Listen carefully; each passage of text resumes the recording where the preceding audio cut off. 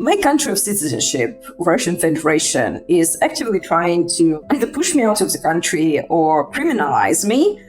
And at the same time, Project Kesher from Israel, they're like, yeah, we're going to raise funds and invest resources in making you feel welcome and giving you a good chance at integrating in the country. And we will not be punished by crime law for doing that because we're not doing anything illegal. And that's been very practical help, but also gave hope. I think I'm getting very emotional. Okay. My name is Shursh Shabanov. I come originally from Russia, and I currently live in Israel with my wife and my dog. And we moved here in late August 2023, but we've been waiting to move basically since the beginning of the full-scale invasion of Ukraine. It's end of February, war begins.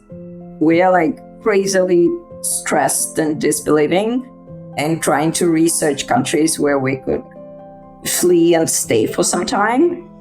I've been studying to become a therapist in Russia, and it was the first time I was out as both gay and trans person in a professional setting. It was very scary because LGBT international movement is considered to be an extremist organization in Russia, so we could face like criminal charges as if we were belonging to some hate group. My wife was always sure that she didn't have the right to make aliyah. And I was like, let me just double check. There was going to be a meeting for LGBT people who are trying to immigrate to Israel. It was a chant created by Project Kesher support and also some LGBT community that has already immigrated from Russia to Israel. So that was where we learned like some of the stuff, like was a giant logistical project to get the visas and also to get all of our Jewish paperwork.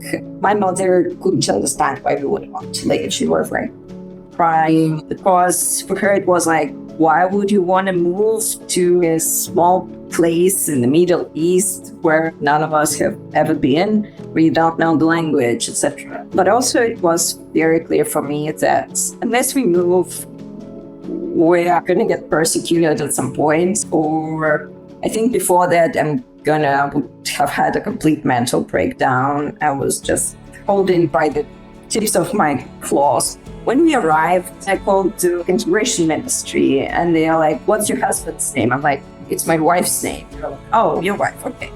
And I cannot tell my wife to any official in Russia because now it's a crime.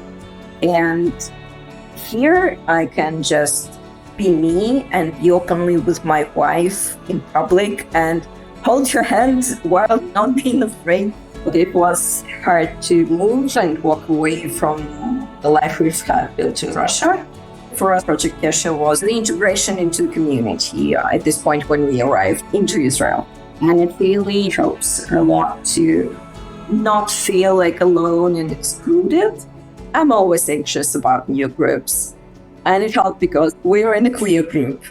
So I feel safe there. I feel safe to speak among people who recently immigrated, who've been here a long time, who are very immersed in Israeli life, and to be able to communicate our needs as new arrivals, but also like to get included in what there is.